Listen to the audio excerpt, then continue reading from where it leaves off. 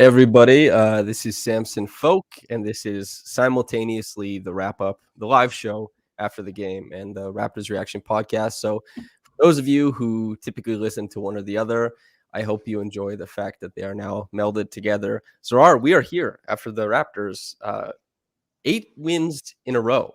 That's a pretty big deal, especially with guy like the Celtics and the Nets both, I think, making trades that help them in the short term, and they're both chasing the Raptors for the 6th seed, and the 76ers, I guess, probably making a trade that also helps them in the short term, bolstering their 5th or 4th, depending on where the Cavs are currently.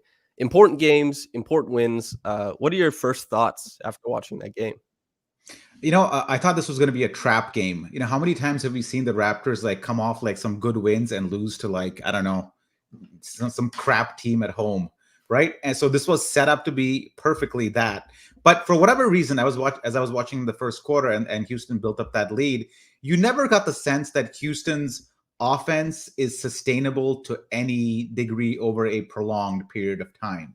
They got some really athletic, exciting players there capable of making runs, but defensively, they're just so porous that even when the Raptors were down like 8 or 10 or whatever it was, you never really felt that they were going to sustain this. So it was a very stress-free game for me. And I think the only point of stress for me happened when Siakam picked up his 5th foul on a basically he just closed out too hard. And I think, I don't know, the guard kind of ran by him and he picked up his 5th foul. I think it was the late third, and it was like an 8 to 10 point game at the time. And I was like, oh, I don't know, this might be something could happen here if you kind of go cold. But Gary and Boucher kind of carried us through. So it was good to see that. It was good to see the bench play a little bit more. Flynn gets some minutes, Banton gets some minutes. So guys you don't really see too often. So I think that was the nice part about this game, is that you got to see people for extended periods who you don't usually see on a regular basis. Did you have a favorite in particular? I guess Banton had like a good game. He had that really nice floater going to the left, but pushing with the right. And then Şengün, he just shook him out of his socks, his shoes, whichever. Yeah. I mean, off the bench guys, yeah, I think Banton definitely. I mean, Boucher obviously. I think Boucher's been a consistent. He's to the point where when he has a good game now, it doesn't really surprise you. You expect that of him, and credit to him for elevating expectations to that level where even when he has a great game like he did today, you don't even notice it. But Banton, I think it was nice to see Banton and Flynn play together, because those two have been sort of on it's an either or situation usually with them handling the ball. So. I thought Banton was good. Look for his 3 a little bit more than probably he should, but he's got to get better, so he's got to shoot some. I like the fact that he drove a little bit more in a more confident manner. And Alvin made a good point, is that his size, even though it sometimes looks awkward when he's bringing the ball up the court, or it's a little the dribble's a little high, when he gathers and he's driving, at that point his shot becomes impossible to block, and he uses the window fairly well. So that was nice for me. How about you? Yeah, I think just from, I don't know, the narrative standpoint, Malachi is probably the biggest one, because we might have expected, since Fred was injured, to see Malachi minutes and a decent stretch. The last time this happened was the game against Charlotte, where once again Fred was gone. Gary and Pascal handled the bulk of the offensive load, and Malachi kind of slid in and gave you a little bit of points, a few assists, and all that kind of stuff. So we might have seen this coming, especially with the Rockets being maybe even not even subpar, just like a brutal team.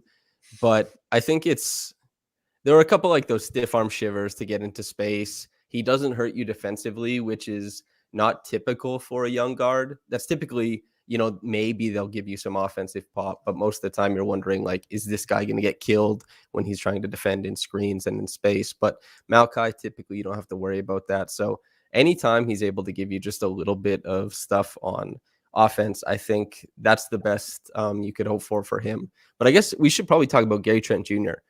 40 plus, just like a return to form, I guess. He had so many games in a row with 30 plus points, and now 40 plus. He and Pascal almost not ever doing it at the same time, but just taking turns obliterating the Rockets. You mentioned at the top of the podcast that we're looking at a team in the Rockets who are capturing like fire offensively every once in a while, but there wasn't much of a consistent aspect to it. And the Raptors looked like they could just go and get whatever offense they wanted.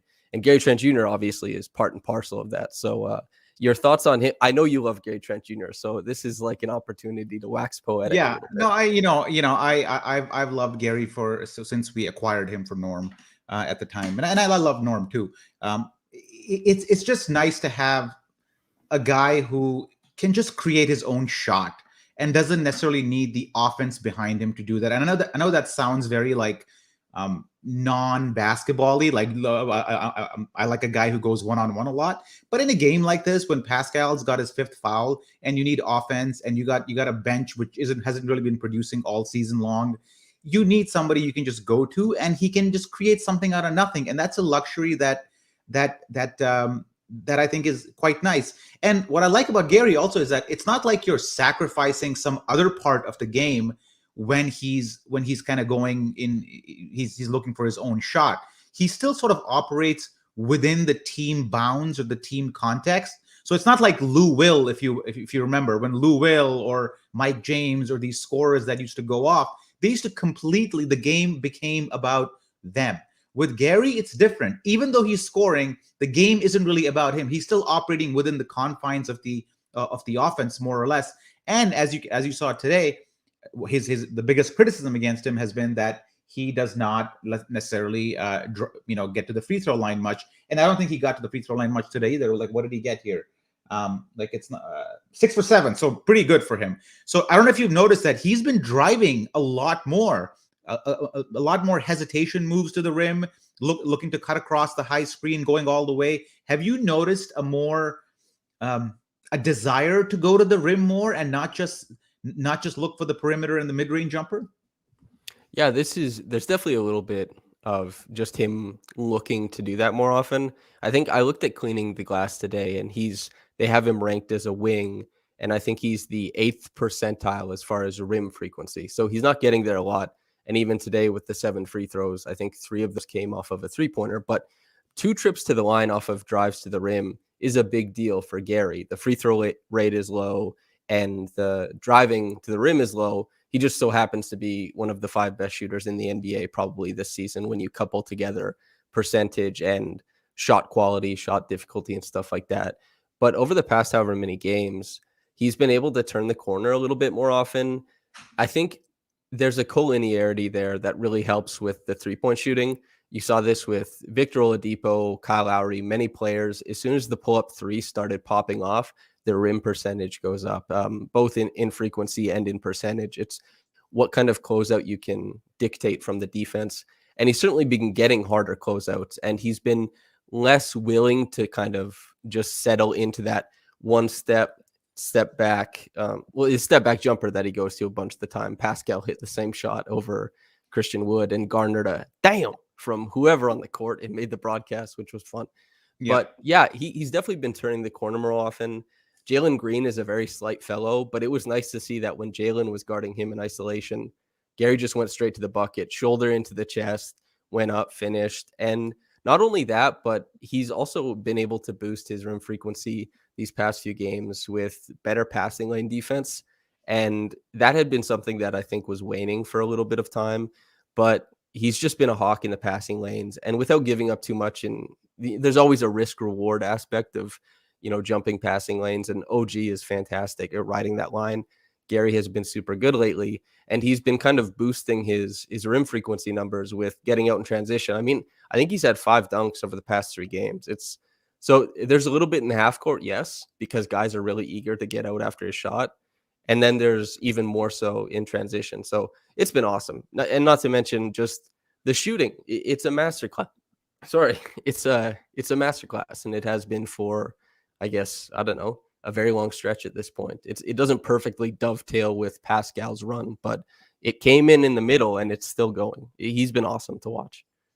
And he had a battle going on in this game with Kevin Porter for long stretches. Those two were going at it at each other, and I guess the Houston arena is so quiet and empty that you picked up a lot of the back and forth between the two.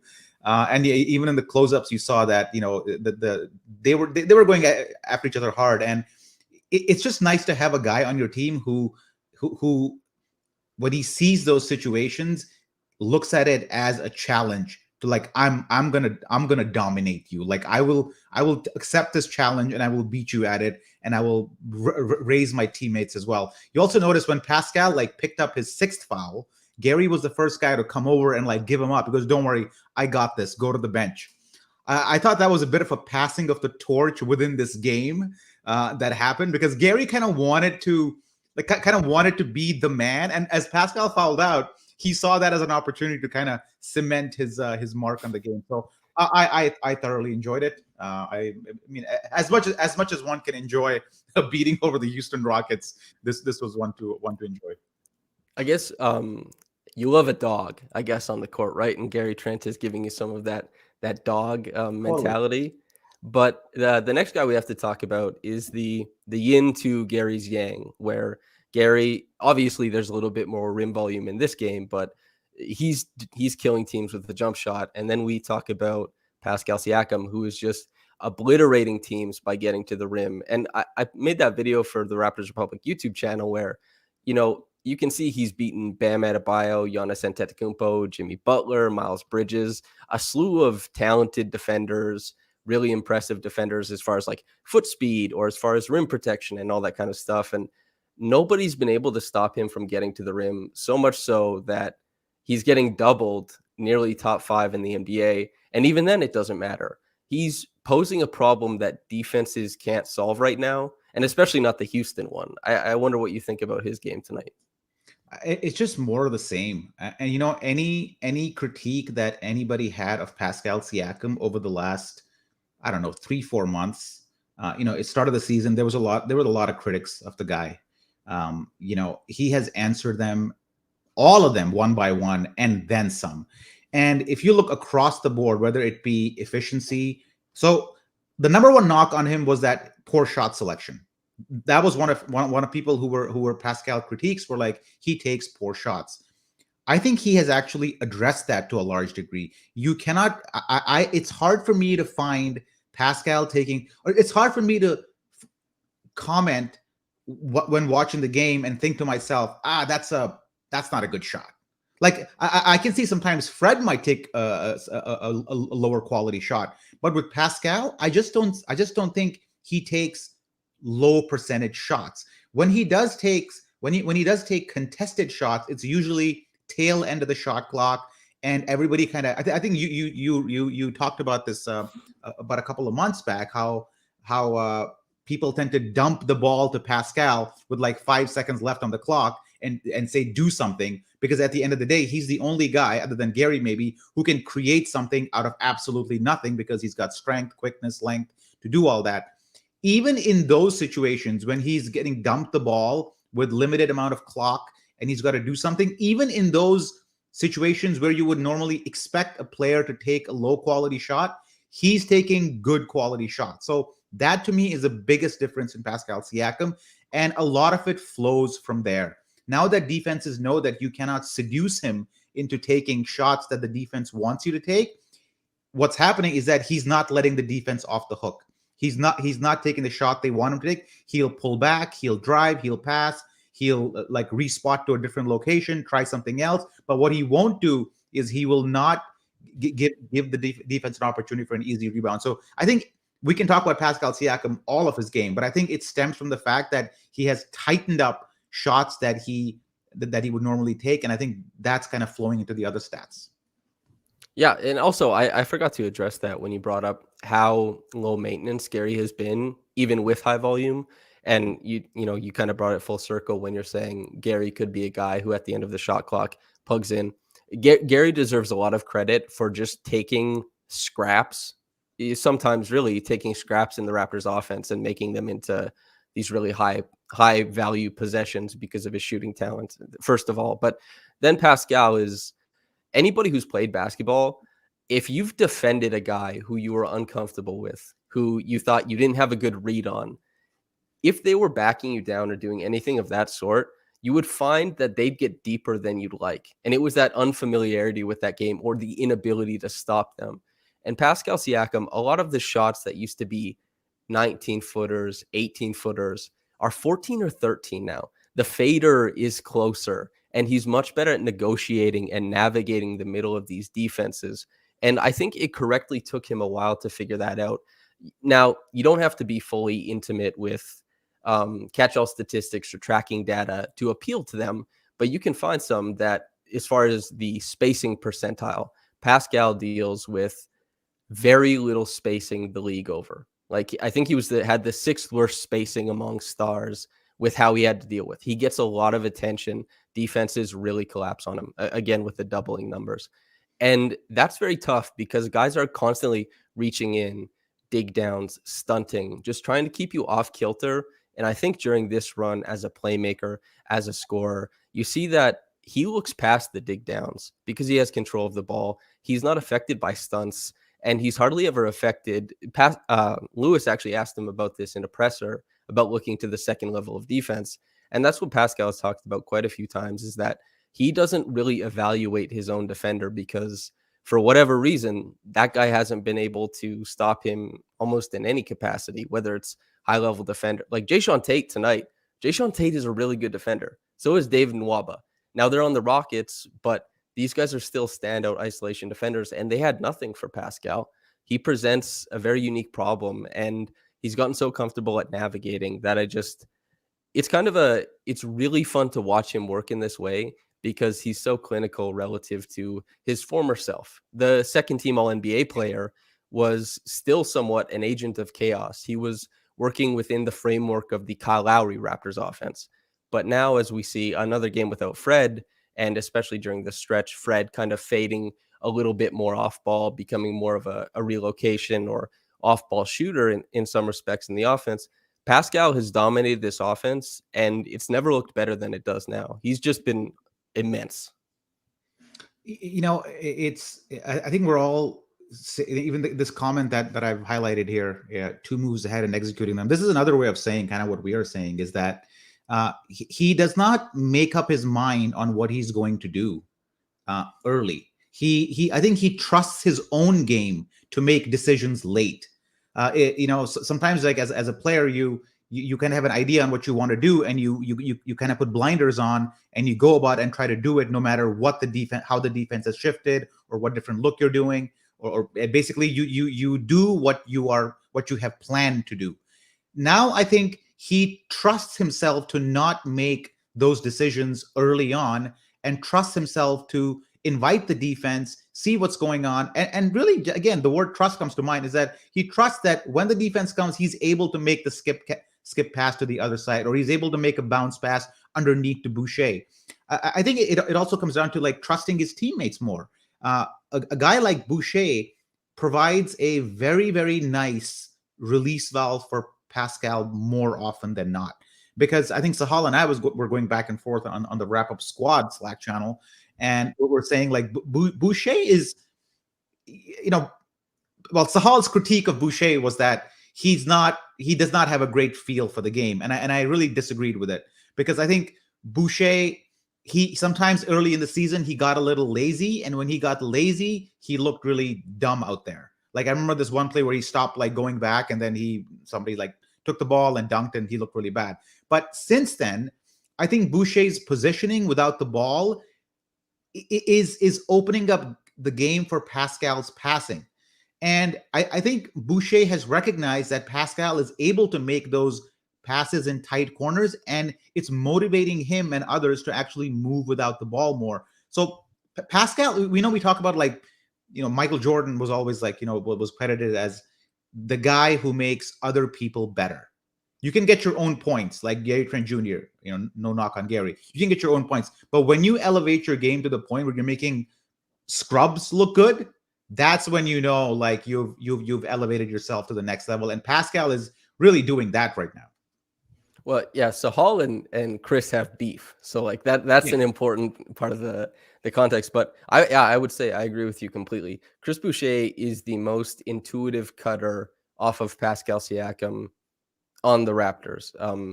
there's something special about a big man who knows how to mirror a ball handler. DeAndre Ayton is really good at this in Phoenix, for example, because Devin Booker and Chris Paul both snake a lot of pick and rolls, and Phoenix runs a lot of Spain pick and rolls, which is putting another person in the pick and roll to back screen for the big. And DeAndre Ayton is taking all these really strange routes to the rim and constantly trying to mirror these herky-jerky guards like Booker and Chris Paul. And there is a similar facet to Boucher's game about trying to always mirror a passing lane and stretch it as far as you possibly can, whether it's width or vertically, catching a lob or getting to a bounce pass. He does a really good job of finding Pascal's drives and mirroring it on the opposite side according to how the defense plays it. He deserves a ton of credit for that. And he's in the best defensive stretch of his career as well. So Chris Boucher, despite getting less run in the pick and roll than last year, which was everything for his offense, and just not hitting as many threes as he did last year, he's rediscovered these new aspects of his game, and he's just done a fantastic job doing it. But yeah, Pascal, obviously, as the engine for what the Raptors want to do, has just been awesome. I saw somebody bring up OG Anunoby and his defense. Did anything stand out to you? I know it's tough in like a game that was kind of it was a lull to this game. Definitely. Yeah. It was like, I don't know. There wasn't a lot going on defensively. The Raptors had very long stretches where they didn't care that much, but OG, maybe lately, the stretch of defense has been pretty good. He's been pretty good. I think today I caught him napping at least a few times. I think he stepped up his game in the third quarter for sure. I think he stepped up, but in the first half, I think he missed at least 2 or 3 box outs on guys he just was not expecting to cut to the rim. I forget the name right now. So, but when OG's into the game, when he is hunting offensive rebounds, when he's sneaking in for offensive rebounds and getting them and like faking 2 guys and then going up to get him fouled, he's in the game. I wasn't paying too much attention to OG, to be honest with you. So I don't have too much to say about him, except the fact that I like the fact that when he got his offensive rebound, I think it was Siakam who fed it to him for the 3. I love that. For whatever reason, playing a lot of pickup basketball, when you get the offensive rebound, I think you deserve a shot, especially when it's a contested offensive rebound. Go back and take that 3. It doesn't matter. It's found money. Go do it. So I mean, I don't have much to say about OG, but I guess let me ask you this. I mean, today was the. You want to talk about trade deadline a little bit, or you want to? What else game? I won't be doing like trade deadline talk until I guess the podcast will come out Monday. So yeah, we could do it now. Well, on this game, who have we not given credit to that I think we should talk about? Who have we? Okay, I'll do a quick rundown. Okay. Yeah. OG still at this point for the Raptors is the highest usage, highest points scored, and highest assists created out of post-ups. We saw a little bit of that tonight, and even though it's clunky, I think he's still a plus passer for his position. Now it's like just on the plus side of it. It's not much above average, but I think that tonight you could see little glimpses of it. And Scottie Barnes, this isn't that positive, but it doesn't have to be positive for him all the time. He's a rookie trying to understand the NBA. And I find that the Raptors more often than not lately, when he's on ball, if he's not in the post, he's trying to initiate above the break. And teams are really shading him for the drive now instead of trying to shade towards the dribble handoff actions that fueled a lot of his, I would say, advantages created for him in the first half of the season, I guess, or maybe the first 3 quarters up to this point. And he's been really uncomfortable with addressing the second level of defense. We talked about how Pascal is constantly manipulating and kind of toying with where help side defenders are and knowing when to attack based on where they are, knowing he can get past his first guy. And Scottie, to his credit, is such a damn good isolation scorer at this point in his career already. And he's a very intuitive cutter. He's had huge games defensively, but he still struggles at trying to address what the defense is doing to him when he has more than one set of eyes fixated on him. And tonight, I think that the struggles he had was just something to that effect. And I think that's just part and parcel of being a rookie and understanding new defensive looks that teams are throwing at you. And so if anybody was worried, which many people probably weren't, but don't be that worried. This is stuff that he'll get used to and start to address in his game. And he'll learn how to dissect this stuff. And playing with Pascal actually gives him a great blueprint, especially since they're similarly sized and they both get to the rim and finish well. Yeah, I highlighted this comment because this reminded me of the most enjoyable stretch of the game, which I can't believe I did not actually bring up.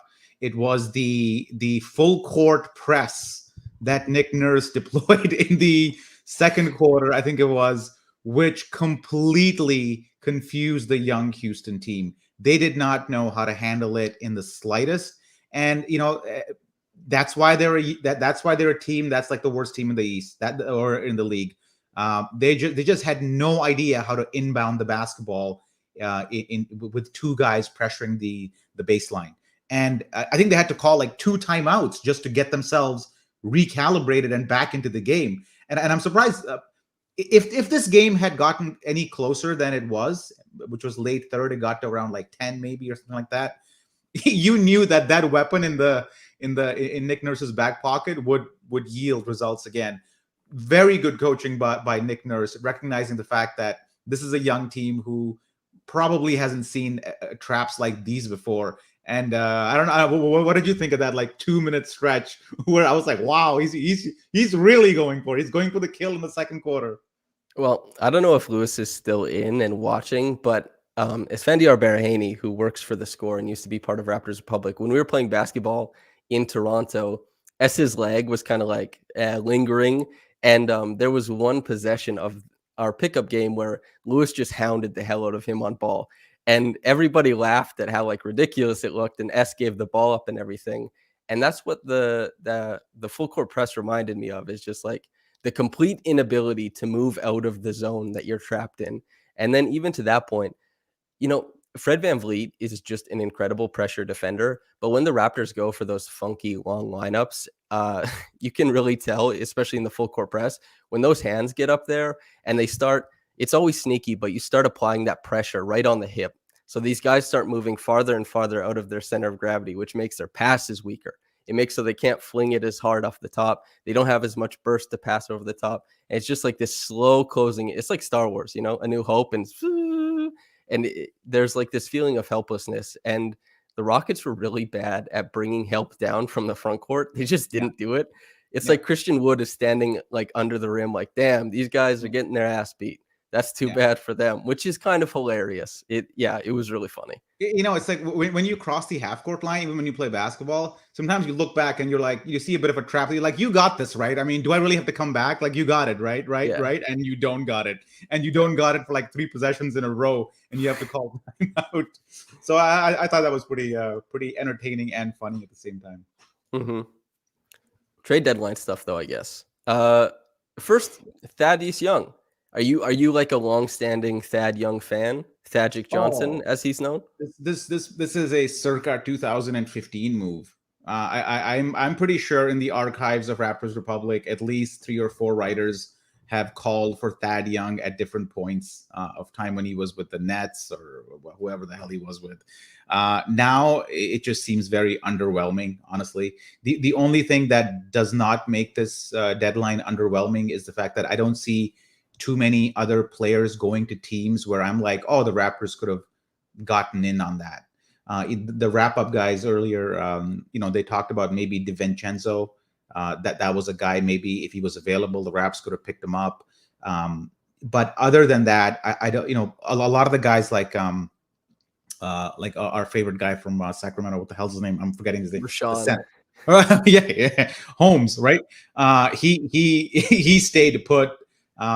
Jakob Poeltl stayed put. So if those guys had moved and the Raptors wouldn't have gotten in on the action, then I would have felt a little worse. But as it stands, I thought this was a bit of a missed opportunity, to be honest with you. I thought this team is quite good. We definitely needed some help if we wanted to maybe make a run, maybe past the first round or something like that. We were not able to do it. So very disappointing. I thought the contract that Dragic had would get us something. And at the end of the day, we just moved 10 picks down to shed his salary. We saved some money, but as a fan, who cares about money? I'm sure there's some half decent salary cap implications of this down the road, but I don't could not care less about that at this moment. So I don't know. I thought it was a missed opportunity. But again, not knowing how other teams valued Dragic, it's hard to say. But when you look at some of the other trades, you look at what Norman Powell got valued at.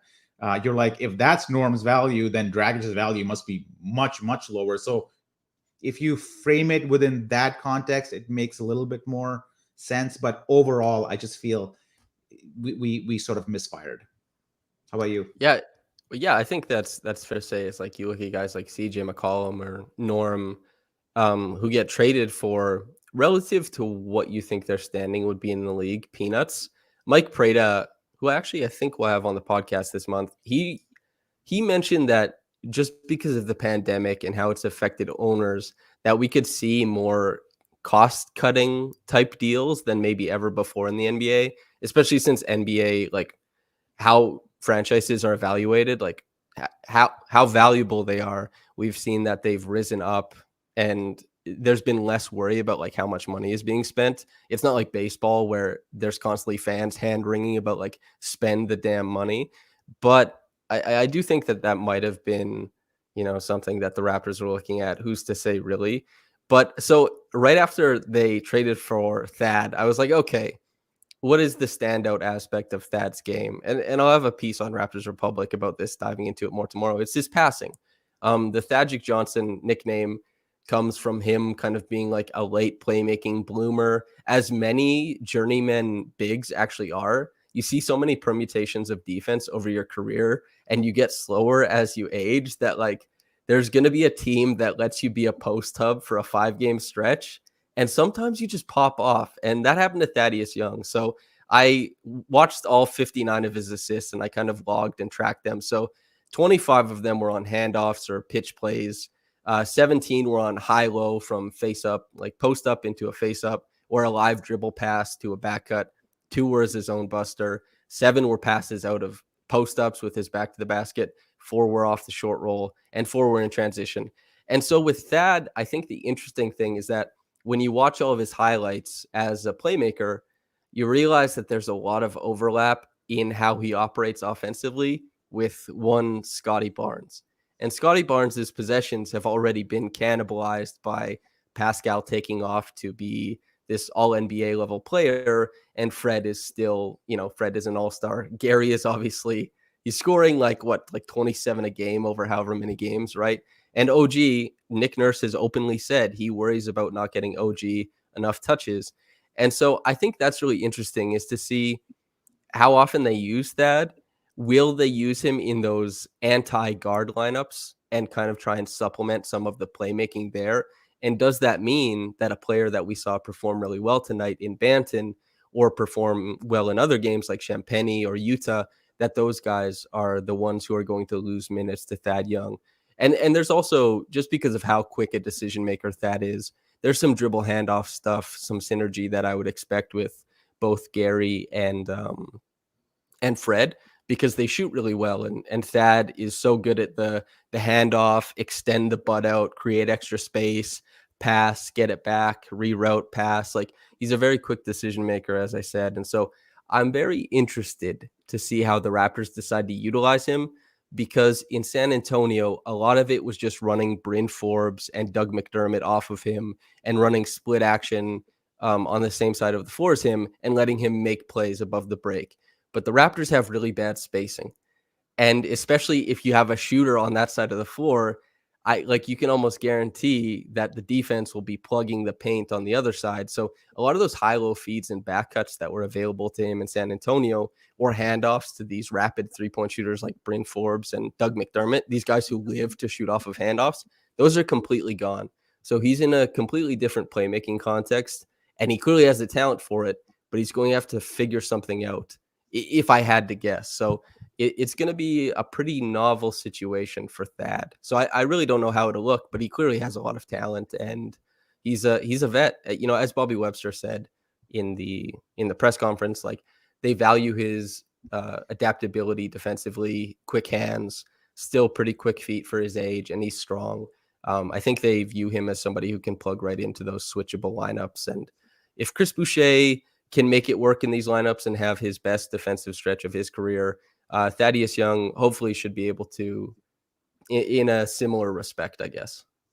Yeah, and I'll respond to the part about taking other people's minutes.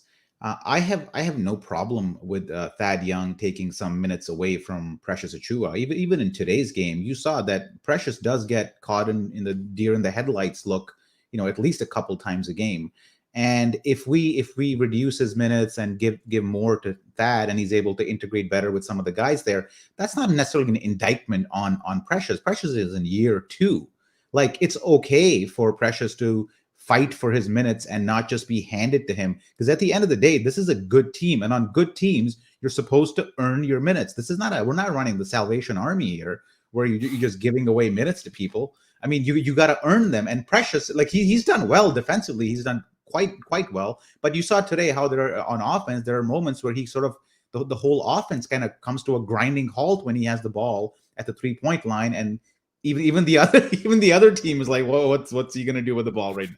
Right. So I don't think we should fear that Thad coming in is going to take away minutes from Scottie. I think it's good if he reduces Pascal's minutes by 3 or 4 a game. That'd be a welcome thing. So I think it's a nice fit from that end.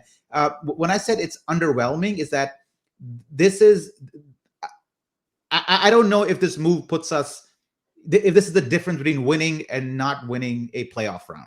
That's the underwhelming part of me. And I expected a move at this deadline, which would sort of bump us up a little bit. And people will always say that, oh, well, the Raptors have a plan of rebuilding and we're on course with that plan.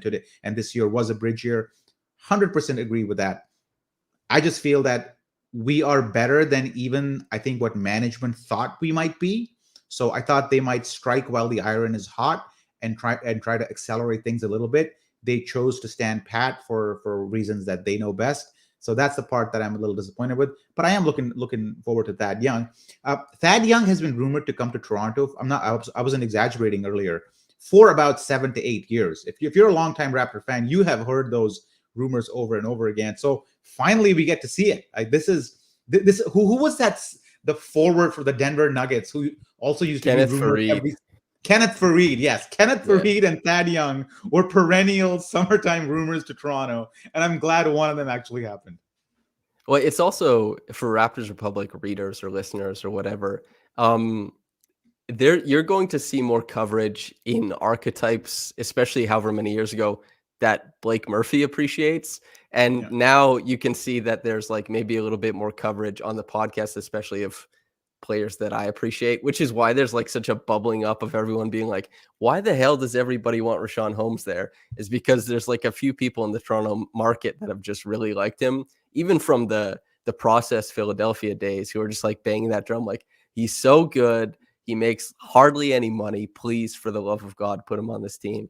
So that's kind of funny. But yeah, Thad, he had a lot of attention last year, and he was one of the guys who at the trade deadline, there was lots of rumors about quite a few different teams maybe getting him or whatever that looked like. And there was no rumors about him this year, which is very Raptors-esque, obviously. Is like all the rumors are about Talen Horton-Tucker or Jakob Poeltl or, however many other players. And it's the guy who had no buzz whatsoever that the Raptors end up grabbing. And yeah, I do think I feel the same way as you, is that I don't see a version of events where Thaddeus Young tips the Raptors over whoever they're playing in the first round or however far they're getting. I think that he's going to add some eligibility to lineups that maybe wouldn't have worked otherwise during the regular season. And if that's the case where they want to get these guys to the playoffs, yes, just for the experience. Maybe they're not thinking of a long playoff run, but they also want to get them there in one piece without sacrificing or, I don't know, selling too high on the future with draft picks or whatever. I guess this is like saving Pascal from playing 43 minutes a game, because I think since January 1st, I might be mistaken, but I'm pretty sure the 5 leaders in minutes per game, the NBA, is Pascal Siakam, Fred VanVleet, OG Anunoby, Gary Trent Jr., and then Scottie Barnes. I think they're the first 5. And on the season, it goes Fred, Pascal, and OG. These guys are just run ragged, and they can say, as many times as they want that, like, yeah, we're good. We take these minutes and we take them in stride or whatever. But there's a toll. There's cumulative load. This is something that sports scientists have been digging into, and it doesn't always lead to something. Maybe not often, but sometimes it does. And I guess that does help with that. Even as you say, I definitely think it's underwhelming, but could it end up being a tidy piece of business, especially if the Raptors have like a really strong finish to this regular season and they gave up, let's say, the 24th pick for the 31st or the 32nd, then it doesn't hurt as bad. But then you think about the fact that the difference between like Tyrese Maxey and Malachi Flynn in the draft was about 10 spots. The difference between Jaden McDaniels, who would be so awesome on this Raptors team, and Malachi Flynn is about one spot. So you never know with the draft. And if a guy emerges around draft season that the Raptors really like, they could end up kicking themselves if he goes at like 24 or like whatever. So there's always that kind of stuff, but that's, I guess, hindsight. Yeah. So let me answer this question. No, I was not expecting a starter. I was expecting definitely I know there was always a big man or a guard. I was leaning towards a big man because I thought our defensive rebounding is quite poor. I think we're 28th in the league, and I don't know if that's sustainable. I don't know if you can win a playoff series with it. Again, I should preface this by saying my goal was to win a playoff series. That is the objective for me for this season. So with that in mind, I was expecting to beef up our front line a little bit. And if not, I was maybe look at Bledsoe or somebody off the market to see a scoring guard that could help. Because as we saw, Malachi Flynn had a good game today, but he's not necessarily reliable. Svi is completely out of the rotation. I don't even know what he's doing in practice. He must be horrible in practice for not even getting a sniff in games. Utah, I cheer for the guy, but Jesus, man, that three he took when he came into the game. But there were a lot of threes in this game that hit just backboard, just pure backboard, no rim. Not just Utah, but he had one too. So we definitely have a suspect bench, and that's what Stephen, I wanted to address to some degree. That's really all what I wanted to say on that one. Yeah, they have like a Frankenstein bench, both in play style and outcome, because they have the lowest defensive rating, they have the lowest offensive rating. They just don't score the ball whatsoever. This is the thing about Delano Banton. He had a good game tonight, and he's had okay games recently, but he is not represented on the stat sheet whatsoever because these guys are just out there to be a body on defense, and then just please don't get in the way of the elevated offensive players. Like the very few touches.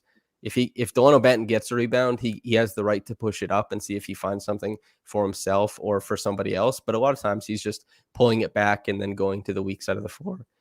This OG from Emmett Bramble, quote, OG does not deserve more touches than Gary. He needs to knock his threes down, win his post-ups, play D, and keep improving, end quote. Yeah, it depends on what you're trying to create. There have been a couple, I guess, games during this stretch. The Raptors game against Milwaukee that Pascal hit that floater to close it out, the very close one with Giannis back. They ran a lot of empty side pick and roll with OG, and that was a really good way to add a little bit of rim pressure to the Bucks defense to make sure that there was somebody still getting downhill, and he hit a roller a couple times. Tim Hardaway Jr., I know Dallas is trying to trade him, but he's been one of their most useful players in the postseason, like even more useful than Kristaps Porzingis. And that's born out of him getting a lot of possessions as a guy to do more stuff when he was in New York. It looked horrible. The returns were horrible, but it meant that he was overall much more valuable as a role player because he was harder to scheme for. And I think with OG, yes, he gets the post-ups, but every once in a while you see something pop as far as a pick and roll possession or a dribble handoff possession, and you see him do something good with it. And this means that he won't be relegated to any type of just a 3-point shooter, just a corner shooter in playoff in playoff rounds going forward. But as far as OG deserving more touches than Gary, I don't think anybody here said that tonight, but Gary has been receiving more touches than OG in a lot of these games. So I don't think that's something that the Raptors are really, really focusing on making happen, but they certainly do provide different aspects of offense because OG is a better passer and he creates layups for some guys, and layups are worth their weight in gold. And while, yeah, like, Gary, his shooting has been just awesome, and he deserves so much love for the way that he's been able to just plug in and shoot and create offense in an instant. OG provides some things that Gary doesn't. And the Raptors aren't perfect. They have a funky offense. They are so low in assist rate. They're really low in pace. They hunt mismatches. And OG, I think we talked about Gary being able to kind of plug in. OG, sometimes it can look kind of belabored trying to get him the ball in offense. But a lot of times he's doing the early work in transition and getting a hit ahead pass and creating a layup or something like that, or even being able to play make to one of Gary or Fred trailing the play after that. So, yeah, I don't know. They have a similar amount of touches, Gary more so lately. And I'm happy that both of them get touches and the time and the patience to try things out, because OG does do more things this year than he did last year. Like, relative to his contemporaries, he uses his own dribble to get to the rim more often than most wings in the NBA. Now, it looks clunky, and you might say, really, is that the way it is? But yeah, it doesn't look that good. But the utility, the functionality of what he's doing is still effective enough to, I think, warrant some touches. Although Gary has way more polish. Like, a Gary possession that ends in a made shot looks good as hell. And I understand why somebody would be like more of that, especially when they're going in. I mean, he just had 42 points, right? Hell yeah. So I mean, every time I hear the word deserve, there's only one thing that comes to mind. And if you've seen The Wire, this is the scene that I'm talking about. Deserving got nothing to do with it. It's just his time. That's all. I think what Emmett. I mean, I don't know who deserves more touches, but as Samson said, it depends on what you are trying to do. If you are trying to diversify your offense and go deeper into the post and manufacture in the half court, I think after Siakam, OG is most likely our best post player. Agree, disagree on that one? I mean, in some situations, he might even be better than Pascal. But generally speaking, he's a very solid post player. So, and he's also a post player that he's so strong, right? Can back his man down without fouling. People can back their man down and just end up fouling using the elbow. OG doesn't need to do that. He can actually basically maintain proper form while backing his man down, which invites double teams and it opens up things for everybody. And he can also hit threes, which he's doing at a good clip.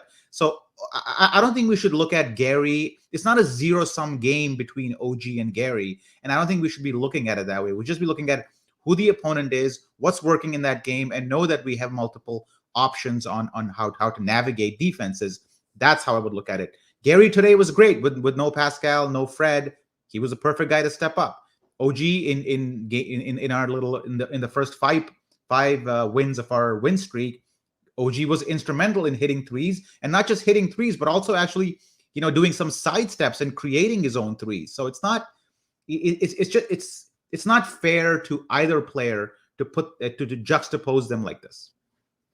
Also, there's a comment from Litmus that I have to address as well, and I am uniquely equipped to address this because this one, Scott, yeah, because No. I actually watched everything Scottie has done, and I got to tell you, the post ups were mostly fruitless for him. Isolations are really good possession for Scottie, and he can turn those into post ups or face ups or whatever.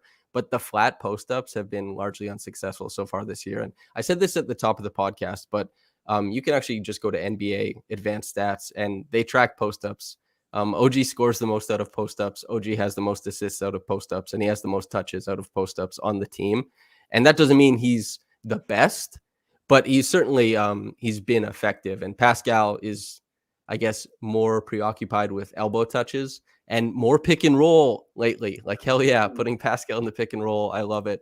But yeah, that's an interesting thing. It's like, it's that you expect players to be good at something and then they just aren't, and you feel betrayed. I felt and this is why I want to talk about it, Litmus. I felt the exact same way as you before I went and watched every single piece, like every single game, every possession. I was like, Scottie is a hell of a post player. And then I tracked it and he was just not effective out of the post. It was kind of interesting. And it's like, what do players look like? And what is the end result of their possessions? Oftentimes they don't walk the same line. It's a really interesting thing about basketball and the way that these things work out. And that's also, a perfect example to use for OG, who is clunky as hell, but makes a lot of things work. But yeah, Zarar is absolutely right. It's not a zero-sum game. The Raptors have been egalitarian enough as an offense to service a lot of different mouths that have been fed and have been progressing and all that kind of stuff. So, yeah, it's just a bunch of guys attacking from a bunch of different spots on the floor. That's what I think is great about this Raptors team. Scottie seems a little too stiff in the post. I don't think he's, it's almost like he's wearing like a straitjacket when he's in the post. Now OG kind of the curvature of his spine is important when you post somebody up. Scottie's almost vertical as he's posting somebody up, so it does not lend itself to pretty play. I'm sure it will come. Oh, damn, man. Thank you, Steve McInnes, for money. We love money. Hey, thanks, dog. That's really nice. We weren't even asking for it. You just I know throw money at us. That's super cool of you. We're thankful for it, and we're so thankful that I'm going to give you a solution to our big man problems since we did not address them. This man is playing in Spain right now. Samson, bring him back. Bring him back for the rest of the season. You can't be that bad. Yeah. Well, that's the interesting thing, right? Is that Precious is both. This is the thing about DeAndre Ayton in the finals last year. Ayton was way farther along for the Suns than they originally expected, but he also probably represented the one spot on the roster that they might have been able to upgrade or do better than in like some sort of package. And Precious he looks like he's almost his all defense status when he's 25 or 26 seems almost like an inevitability. He's a really, really special defender, but the offensive decision making is so bankrupt. It is so rare to see him do something right that the Raptors are trying to strike this balance of finding a guy who definitely isn't as good as Precious defensively, probably, but also probably not as good as Boucher has been offensively. You're just looking for a guy to like strike the middle. And is Khem Birch that dude? Maybe not. Is the lovable Spaniard Marc Gasol, the big paella, as Katie Heindel and I refer to him as? It remains to be seen, I suppose. Too many thoughts. Too many thoughts jumping into my head. Let me Khem Birch and Precious.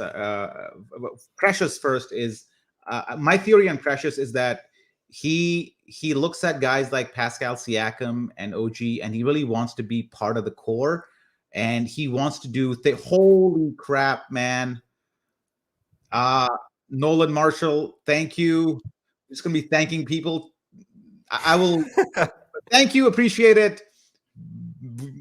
I'm not a YouTuber, so I don't know how to react to these things. All I can say is thank you for the support, and we appreciate it. Yeah, are we supposed to do something that's like emasculating for money? Is that how this works? I don't know. I gotta watch some YouTube videos to see how to do better YouTube. But Precious, okay, so Precious is somebody who I feel like looks at Pascal, looks at OG, looks at Barnes, and he's like, man, I want to be part of this core. Like, I don't want to lose this opportunity. It's like the Eminem song is playing in his head. You know what I mean? And he's like, how do I be more like them? And he tries to be more like them literally, right? He literally tries to bring the ball up the court. He will literally try to make a pass that Pascal has taken like 2 years to perfect. And it just doesn't work out for him. And I'm pretty sure it will. He just needs to slow the hell down on offense. And I'd even say he should not be bringing the ball up the court because he thinks he's helping the team by saving time or whatever by crossing the half court line, but he's not, because as soon as he crosses it, he has to wait like 3 seconds for somebody to get open while he finds a pass that he's comfortable making to that person. So it's a net loss of time when he's bringing the ball up the court. So just chill, Precious. Yeah, it's Khem Birch. Yeah, sorry. Oh yeah, well, there's like Russell Westbrook during his MVP season. Like the stat padding stuff was always been prevalent about Westbrook and how Steven Adams will box out so that he gets the rebound rather than Steve himself. But their offensive rating when Russ got the ball instead of anybody else, like went way up because he'd get the ball up the court fast. He could hunt for opportunities. And as you said, Precious is not doing that. Like he is looking dudes off, kind of malaising himself up the court, and then looking dudes off again. It is almost like performance art, I think. But as far as touch, actually something that as a positive for Precious, I already bumped up his defense, which he deserves love for, but he's using his shoulder more often. Like the way he's driving, he's getting lower and he's been on balance through the contact. He just has to be on balance through the finish. Like he's a really, really poor finisher despite his athletic gifts. So the possibility of him becoming maybe a plus defender, or sorry, a plus finisher seems really far away. But you only need something to click in a small way. Oh yeah, like these clips, these are the blocks, but the next clip down is actually so fascinating because you can see him, like, this is isolation with Luka Doncic, and Luka just has to bail the hell out. There's isolation with Giannis Antetokounmpo, where he's going to take this bump and stay square and block him. Do you know how hard it is to take bumps from Giannis and then block him? Giannis's whole bag is dislodging dudes and then getting free and dunking over the second guy who comes over. And like this one, he steps out on these really impressive players. And Andre Drummond, who's so strong, tries to go baseline, and Precious is strong enough at the base to bounce him towards baseline and block him at the top. Like these plays are really special for defenders to make, especially at his size. So he deserves a lot of love for the defense, but the offense, the decision making is, I think it's really far away at this point. But he's young, so yeah, he is. And also, just audience, we usually play clips, but we're right now in the middle of a legal battle with YouTube on playing clips. But we are about to sign a partnership with a legit NBA highlights company, so we'll get highlights back on the show hopefully soon. Kem Burge, the only question about Kem Burge is that, you know how some guys wear the mask and they get so comfortable with it that they never take it off? You think Kem Burge is one of those guys? no. Well, he took it off mid-game the one time, didn't he? And then But he put it back on, though. He put it back on, though. It's like Rip Hamilton. Rip Hamilton did not need a mask for the last 10 years of his career. Maybe like mask Stockholm syndrome is what you're saying. Yeah. Something to that effect. Yeah. Hey, I gotta go soon, man. It's an hour. Oh my God. We thought we'd keep it short, but getting to talking, conversation just flows. But I am getting the cut eye from the boss. Sure. Yeah, no problem whatsoever. Okay. Yeah, I guess I'll do the sign off. Live listeners, yeah, thanks for tuning in with us. Thanks for giving us money. I don't do the live show, so that isn't something I'm familiar with. I'm usually just kicking back, and there's plenty of listeners for the Reaction podcast. So like, thank you to everyone who listens over there, and I guess is listening now. But you got to see Zarar and I react to getting money, which is a completely novel experience for the Raptors Reaction podcast. So I hope you enjoyed that, aspect of it. Any parting shots, Zarar? No, I mean, I guess the season is set. Let's see what the buyout market holds. Let's see who's in it. I think the Raptors should kind of dip into it and see just to make give the fans something. Give us a nice spring. Spring is my favorite time in Toronto. Nice weather. Everything's just playoff basketball is always good. The Leafs are doing okay. So spring is always a great time in the city, and it would make it a lot better if we had a highly competitive basketball team playing in May and maybe even late May. That would make a good end to the pandemic. Yeah, the pandemic ends when the championship comes back, something to that degree, or maybe something with more tempered expectations. Would be a little better, but who's to say? Yeah, viewers, thanks for watching. Listeners, thanks for listening. I guess whether you got into this in the morning or at night, for viewers at night, for listeners maybe morning. Have a blessed day and goodbye.